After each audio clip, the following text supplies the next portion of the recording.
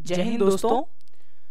आज के इस वीडियो में अपन बात करेंगे एक बहुत ही इंटरेस्टिंग टॉपिक पर। ये शेफर्ड हैं, गड़िए हैं, मतलब चराने वाले शेफर्ड हैं। वो तौसी नामग्याल इनका नाम है और ये अपनी यहाँ याक रखते हैं। जैसे अपन मैदानी भागों वाले गाय भैंस बकरी रखते हैं, तो ये ऊंचे पहाड़ी इलाकों में जो रहते हैं वो अपने याक रखते हैं।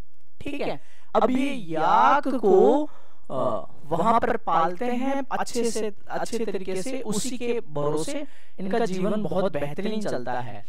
तो पहाड़ी इलाकों में, ऊंचे इलाकों में ये याक को रखते हैं, तो ये याक दूर दूर तक बर्फ में कहीं भी चला जाता है। जब याक चली जाती है तो ये क्या करते हैं, उसको ढूंढ के लाते हैं। शाम को जैसे होती है तो वो ढूंढ के लाते हैं।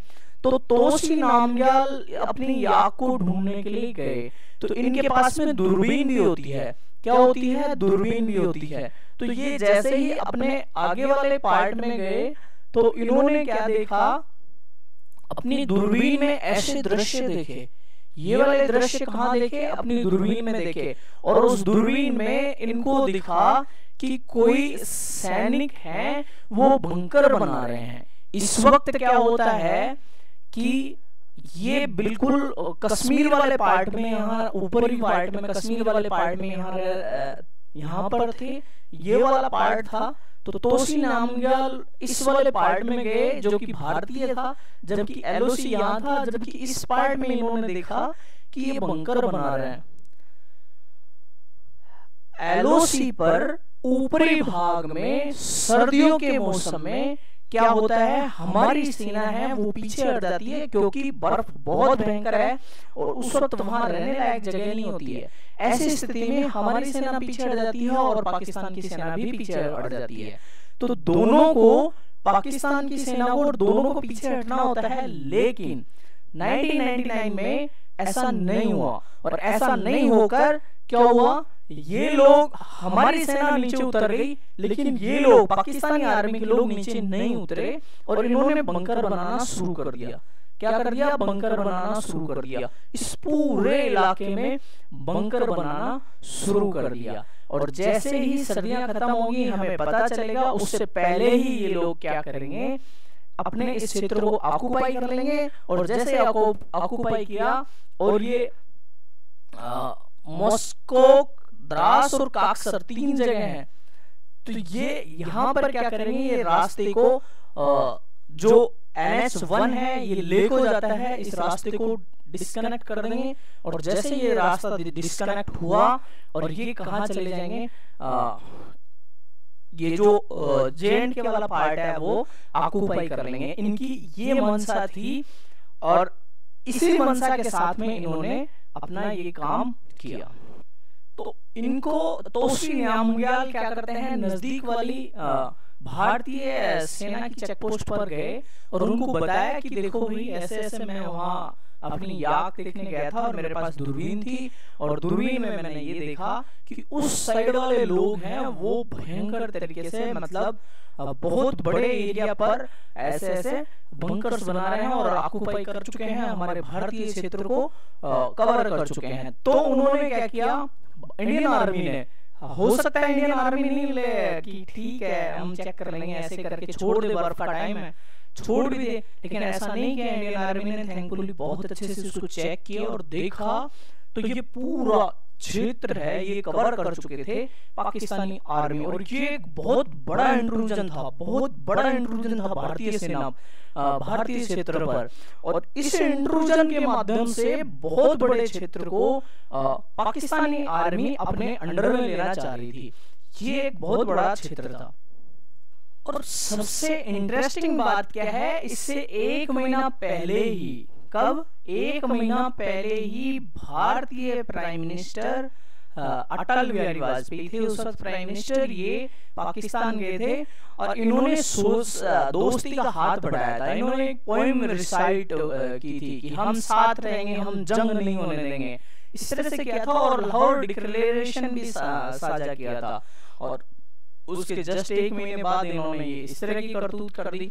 भारतीय लोग पीस के लिए कुछ भी करने के लिए तैयार रहते हैं। लेकिन जो चाइना देखो, चाहे पाकिस्तान देखो, चाहे बाकी लोग देखो, सब के साथ में ऐसा ही है कि वो भारतीय जो दोस्ती का हाथ बढ़ाते हैं उसके एवज में वो वैसा ही करते हैं। चाइना की तो नीति चारा और छड़ी की है, चारा दिखाओ और पीछे से छड़ी मारो, ऐसा करते हैं वो, तो उनकी आदत ही है। लेकिन पाकिस्तानी भी थोड़ा थोड़ा उनसे सीख गए हैं। तो इससे निपटने के लिए भारतीय सेना ने ऑपरेशन विजय चलाया। क्या चलाया? ऑपरेशन विजय चलाया। ऑपरेशन विजय चलाया और ऑपरेशन विजय चलाकर क्या किया? उस पर अटैक शुरू कर दिया। ठीक है, अपनी आर्मी ने ऑपरेशन विजय चलाया, ऐसे ही हमारी एयरफोर्स ने भी ऑपरेशन चलाया। और इनका पहली बार था कि ऐसे बर्फ वाले पहाड़ी इलाकों में एयरफोर्स को डिप्लॉय किया गया था, क्योंकि हमारे पास ऐसे हथियार ही नहीं थे। 1947 में तो हम आजाद हुए थे, हमारे पास कहां से हथियार होंगे? हम कहीं से बाहर से लाए थे। एयरफोर्स पहली बार इस ऐसे क्षेत्र में, पहाड़ी, इतने हाई पहाड़ी एरिया में पहली बार एयरफोर्स यूज किया गया था। और एयरफोर्स का जो ऑपरेशन था उसका नाम था ऑपरेशन विजय सागर, सफेद सागर, क्योंकि पूरी बर्फ ही बर्फ थी, तो सफेद सागर ऑपरेशन का नाम था। और इस सफेद सागर ऑपरेशन के माध्यम से क्या कर रहे थे? पूरे क्षेत्र पर एयरफोर्स अपना कमांड कर रही थी। और एयरफोर्स के चीफ मार्शल यशवंत सिंह थे, उनका तो टारगेट ये था कि हम LOC क्रॉस करके जाएं और उस पूरे एरिया पे, POK वाला पूरा एरिया है जो पाकिस्तान ने ऑक्युपाई कर रखा है, उसको हम पूरा बम से उड़ा दें और उसको हम पूरी तरह से ऑक्युपाई कर लें। लेकिन हमारे अटल बिहारी वाजपेयी जी की बहुत सोची समझी सोच थी कि उन्होंने क्लियर मना कर दिया एयरफोर्स के चीफ मार्शल से कि आप LOC क्रॉस बिल्कुल नहीं करोगे, क्योंकि जब दो जंग होती हैं तो तीसरे पर्सपेक्टिव को देखना बहुत मुश्किल होता है। अभी रूस और यूक्रेन के बीच अभी जंग हो रही है। रूस कहेगा कि मेरा बेहतर है, यूक्रेन कहेगा कि मेरा बेहतर है, लेकिन हम लोग अपने तीसरे पर्सपेक्टिव से देखेंगे तो हमें कुछ चीजें उनकी बेहतर लगेंगी, कुछ चीजें उनकी बेहतर लगेंगी। कुछ वायलेंस उनकी तरफ से की हुई मिलेंगी, कुछ वायलेंस उनकी तरफ से की हुई मिलेंगी। तो ऐसे में क्या है, जस्टिफाई करना मुश्किल रहता है। इसलिए अटल बिहारी वाजपेयी ने कहा कि हमारे को LOC क्रॉस अभी नहीं करना है, हम बिल्कुल जस्टिफाई करके रहेंगे कि हाँ इन्हीं की गलती थी, इन्होंने इंट्रूजन किया, लेकिन हम इसको वापस नहीं करेंगे। आगे बढ़ते हैं। अब जंग शुरू हो चुकी थी।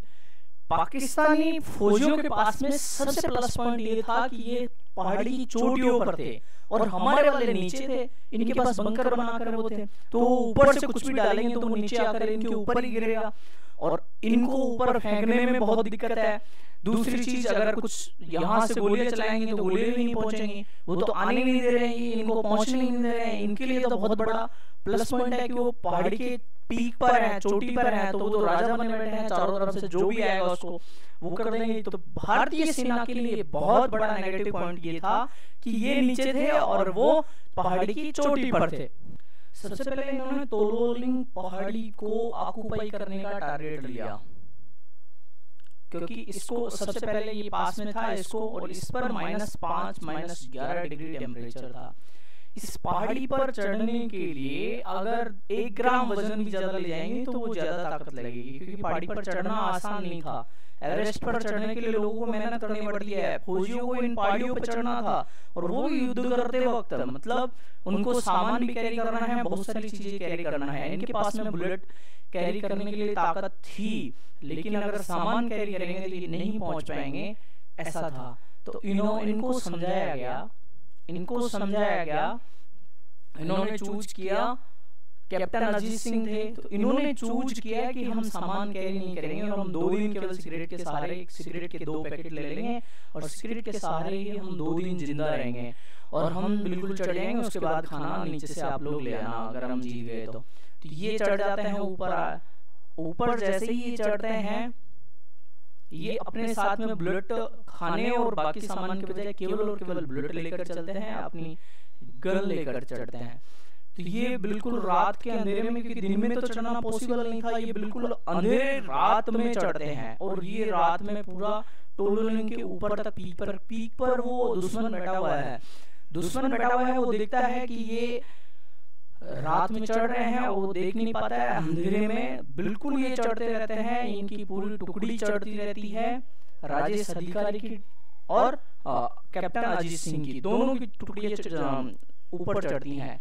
लेकिन जैसे ही 15 मीटर दूर बचे थे, मात्र पहाड़ी से कितना बचे थे, 15 मीटर, तो दुश्मन इनको देख लेता है। और जैसे ही दुश्मन देखता है तो ये क्या करते हैं, अटैक कर देते हैं, फायरिंग कर देते हैं। अब ये इतने ऊपर से गए हैं, थके हुए हैं, उनको पता नहीं है, और वो ऊपर इतने दिन से हैं, उनको लोकेशन पूरी पता है किधर क्या है, तो वो छुप जाते हैं, इनको मारते। अंधेरा था, दिख नहीं रहा था ऊपर से, वो इनको शूट करते हैं। उनके पास पूरे हथियार थे, क्योंकि उनके पास तो धीरे धीरे पहुंचे हुए थे, पूरे हथियार थे इनके पास, कोई ज्यादा बड़े हथियार भी नहीं थे, केवल बुलेट और गोलियां ही थी। ये क्या करे, पीछे हटना पड़ा और कैप्टन अजीत सिंह मारे गए उसमें। तो ये हमारी सेना के लिए एक बहुत बड़ा चुनौती भरा काम था। फिर पीछे हटके इन्होंने पहले ही बंकर बना लिए थे नीचे, बहुत नीचे नहीं, थोड़ा सा नीचे। पहाड़ी में ऐसे बहुत ऊंचा होता है, तो उसमें कुछ नीचे आके थोड़ा सा वो आता है, फिर नीचे आता है, फिर नीचे आता है, ऐसे सीधी एक साथ पहाड़ी नहीं होती है। तो उन्होंने नीचे बंकर बना रखा था, तो ये बंकर में छुप जाते। जैसे ही बंकर से थोड़ा सा साइड में हिलते, वो तो पूरा लेके बैठे रहते, वो तो गोली चला देते थे, क्योंकि ऊपर बैठे हुए थे। और ये उनका प्लस पॉइंट था, ये बंकर से हल्का सा भी बाहर निकलते, वो गोली चला देते इनके ऊपर। तो इस तरह से ये चला। फिर ये सोल्जर्स जो फंसे हुए थे बंकर में नीचे, इनको रिकैप्चर करने के लिए और पहाड़ी को, टोलोलिंग को रिकैप्चर करने के लिए 3 टुकड़ियों में सेना को बांट दिया गया, फ्रंट, साइड में और पीछे की तरफ। तीनों तरफ सेना को लगा दिया गया, 3 तरफ, और 3 तरफ से अटैक उस पर शुरू कर दिया, टोलोलिंग पहाड़ी पर। जब 3 तरफ से अटैक शुरू कर दिया, तो उस वक्त क्या था कि पहाड़ी पर, जो ऊंचाई पर आर्टिलरी और इन सबको इतनी सारी जो है उसको पहुंचाना मुश्किल था, तो इन्होंने सबको लगा दिया। कोई कुक था, उसको भी कह दिया कि तुम भी काम करो, ऊपर पहुंचाओ। कोई बार्बर था, क्योंकि आर्मी में सब तरह के लोग होते हैं, सभी को लगा दिया कि तुम सब लग जाओ, खाना पीना छोड़ो और इस काम में लग जाओ। ये सारे लग के उस आर्टिलरी को पहुंचा दिया वहां पर। और फिर कैप्टन ने कहा कि अब मैं आपको वो सब दे चुका हूं जो आपको जरूरत थी, अब आप मेरे को वो सब दो जो मेरे को जरूरत है। तो 4 घंटे की हैवी फायरिंग हुई, ऊपर दुश्मन बैठा हुआ है और 3 तरफ से हमारी सेना आगे बढ़ रही है। भयंकर फायरिंग हुई, 12 जून की बात है। मतलब वहां पर केवल और केवल इकोज की आवाज थी, इकोज इन माउंटेन। काई की गूंज हो रही थी, केवल बुलेट की गूंज हो रही थी। आसपास कई किलोमीटर दूर से केवल बुलेट की आवाज सुनाई पड़ रही थी। वो ऊपर से चला रहे थे और ये नीचे से थे। 3 तरफ से हमारी सेना संघर्ष कर रही थी। वो चोटी पर थे, ज्यादा संख्या में थे, हमारे वाले इतने ज्यादा नहीं थे, उनके बराबर ही थे। लेकिन उनके लिए प्लस पॉइंट ये था कि वो ऊपर से इजीली फायर कर सकते थे, एक आदमी पर 5 आदमी भारी हो सकते थे। ऐसी स्थिति में इन्होंने बिल्कुल छुपकर तीनों तरफ से अटैक किया और इनको इस पहाड़ी को रिकैप्चर किया। 4 घंटे लगातार, सुबह 8 बजे फायरिंग शुरू हुई और 12 बजे तक फायरिंग चली। 12 साढ़े 12 बजे इन्होंने ये पहाड़ी रिकैप्चर कर ली, टोलोलिंग। इस पहाड़ी पर पहुंचने के बाद इनको वहां पर खाने की कुछ आइटम्स मिले, तो ये इनके लिए बहुत बड़ा रिलीफ था, क्योंकि उन लोगों के पास में भी खाने के आइटम थे। जब उनके पास खाने के आइटम थे तो वो यहाँ छोड़ गए, कुछ लोग भागे तो वो खाने के आइटम छोड़ गए, कुछ मारे गए। तो इस तरह से खाने के लिए इनके पास सफिशिएंट आइटम थे। ऐसी स्थिति में अब इनके पास में 2 पीक थी, एक तो 0.5140 पीक थी, इसको ऑक्युपाई करना था। और ये टोलोलिंग से 1.6 किलोमीटर दूर था, मतलब इस तरह से था ये। और इन लोगों की ये ऊंचाई पर था, तो इन लोगों को यहाँ से फायर करने में, अगर ये यहाँ से उतर कर जाते तो इनको फायर करने में बहुत आसानी थी। तो ये इधर से जा ही नहीं सकते थे क्योंकि ये फायर करके मार देते इसको, ये उतर नहीं सकते थे यहाँ से। जैसे किसी चट्टान पे लटक के उतरते तो ये इनको फायर कर देते। उस वक्त तो चट्टान पे से तो उतरना ही बहुत मुश्किल होता है, इतनी पहाड़ी पर, इतनी हाईएस्ट पीको पर 5140 फीट, जहाँ एवरेस्ट में चढ़ने के लिए लोगों को ट्रेनिंग दी जाती है और इतनी ज्यादा दिक्कतें होती हैं, तो ये इनको तो फायर का भी दिक्कत था। तो ऐसी स्थिति में इनके पास में कोई बेहतर ऑप्शन नहीं था। फिर इन्होंने क्या चूज किया, इन्होंने चूज किया कि हम इस तरह से जाएंगे। तो जैसे ही इस चट्टान के बीच में आपने कहीं पर अगर पहाड़ देखो तो उसके बीच में एक फिसलन जैसा बन जाता है, मतलब एक नीचा पार्ट बन जाता है घिस के चट्टानों का। तो उससे चढ़ना थोड़ा सा आसान रहता है और उसमें फायरिंग करना भी आसान, ऊपर वालों को फायरिंग करना इतना आसान नहीं होता। हालांकि आसान रहता है क्योंकि वो दिखता तो वो भी है, लेकिन इसमें थोड़ा सा इनको रिलीफ रहता है। तो ये 3 जगह से चढ़ने का, ऊपर से चढ़ने का प्लान करते हैं। वापस से इधर से आते हैं और बिल्कुल नीचे तो जाकर कर भी नहीं सकते, लेकिन ये पीछे से आते हैं और यहाँ से ऊपर चढ़ने का ये टारगेट करते हैं। अब ये 20 जून को दोनों ग्रुप अलग अलग, या एक यहाँ से चढ़ रहा था, एक यहाँ से चढ़ रहा था, दोनों ग्रुप फायरिंग चढ़ाई शुरू कर दी 20 जून को। और ये अर्ली आवर्स में 8 बजे ही चढ़ाई शुरू कर दी। तो ये ऊपर चढ़ रहे थे लगातार, तो ऊपर इनको देख लिया। जब देख लिया तो ये क्या है, मशीन गन से फायर कर रहे हैं, रॉकेट से फायर कर रहे हैं, रॉकेट तक लॉन्च कर दिए इन्होंने। इनके पास रॉकेट थे, ऊपर से रॉकेट लॉन्च कर रहे हैं ये बेचारे इतने खराब हालत में। लेकिन इसमें हमारे कुछ कैप्टन और मेजर ये शहीद भी हो गए, हमारी सेना के कुछ जवान शहीद हो गए। इसके बावजूद शहीद होने के बाद में भी कैप्टन ग्रेनेडियर योगेंद्र सिंह थे, और ये योगेंद्र सिंह बिल्कुल पहाड़ी पर, जैसे पहाड़ों पर चढ़ते हैं ना, ऐसे रस्सी लगा के ऊपर और फिर लटक जाते हैं, फिर ऊपर रस्सी लगा दी, फिर लटक गए, फिर ऊपर रस्सी टांग दी। इस तरह से चढ़ने वाला था ये एरिया। इस तरह से इसके ऊपर चढ़ने लगे, क्योंकि इसमें कहीं भी कुछ ऐसा था नहीं, बिल्कुल खड़ा पीक था, बिल्कुल खड़ा आपको दिख भी रहा है। यही है, ये ओरिजिनल में पीक की फोटो है, और इस पर बिल्कुल इस तरह से चढ़ रहे हैं वो। अब योगेंद्र सिंह ऊपर चढ़ रहे हैं, इधर से दूसरे लोग भी साथ में हैं, तो ये बिल्कुल लगातार चढ़े जा रहे हैं। वो मशीन गन से फायर कर रहे हैं, सारा कुछ हो रहा है, और मतलब तबाही हो रही है। कुछ लोगों के अपने भी कोई ना कोई हथियार जाके लग रहा है, तो उनके भी मर रहे हैं, क्योंकि साइड में वो भी उतर चुके थे ताकि अटैक को रोक सकें। वो भी नीचे तक उतर चुके थे, काफी ऐसे ज्यादा नहीं, थोड़ा बहुत नीचे उतर चुके थे, तो उनके भी मारे जा रहे थे। हमारे कैप्टन ग्रेनेडियर योगेंद्र सिंह लगातार ऊपर चढ़ रहे थे। ये बिल्कुल मात्र 60 फीट दूर थे, तब इनके 3 गोलियां आकर पैरों में लगी, 3 गोलियां पैरों में आकर लगी। और चढ़ना है बहुत ऊंचा पहाड़, जिस पर मतलब बहुत सारे इक्विपमेंट के साथ में चढ़ना भी मुश्किल होता है, लेकिन योगेंद्र सिंह हार नहीं माने, और उन गोलियों के बावजूद ये चढ़ते रहे, लगातार चढ़ते रहे, और ऊपर पहुंच जाते हैं। वहां पर ग्रेनेड से लोगों को मार गिराते हैं, और इससे क्या है कि बाकी लोग इतने ज्यादा मोटिवेट हो गए कि 3 गोली लग गई आदमी, और उसके बाद भी इतना बढ़िया से चढ़ रहा है, इतना वो कर रहा है, तो बाकी लोग भी मोटिवेट हो गए। तो सारे इस साइड से जाने वाले और सारे ऊपर चढ़ गए, क्योंकि ऊपर ये पहुंच चुके थे और यहाँ पर इन्होंने ऑक्युपाई कर लिया था। सारे जितने थे उनको मार चुके थे, पाकिस्तानी फौजियों को मार चुके थे, और ये भी ऊपर चढ़ चुके थे। इसके बाद में जोश आ गया कि हाँ, अब तो आसपास की जितनी भी चोटी थी, इन सब चोटियों को तुरंत की तुरंत जीत लिया गया, सेम डे जीत लिया गया। इस तरह से ये एक बहुत ही सक्सेसफुल मिशन रहा। सारा ऑक्युपाई कर लिया, सब कुछ ऑक्युपाई कर लिया, और पाकिस्तानी आर्मी को वापस पीछे की तरफ जाना पड़ा, और इन सब को प्रमोशन मिला। जो बहादुर सैनिक थे उनको प्रमोशन मिला। फिर इसके बाद में लास्ट में टाइगर हिल बचा हुआ था, तो सारी चीजें थी। टाइगर हिल की भी वही कहानी है। टाइगर हिल पर लास्ट में ये लोग बचे हुए थे, तो इन लोगों ने अपना ऑक्युपाई करके, और जो NH है वो चालू रहा, और इस तरह से हमारा जो ये मिशन है ये बहुत अच्छे से सक्सेसफुल रहा दोस्तों।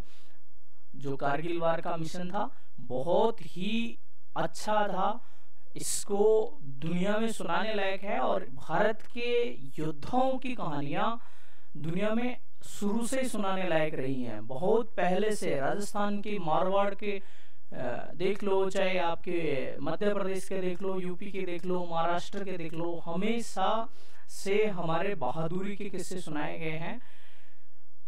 उन्हीं में से एक ये कारगिल का युद्ध था। धन्यवाद दोस्तों, मिलते हैं नेक्स्ट वीडियो में।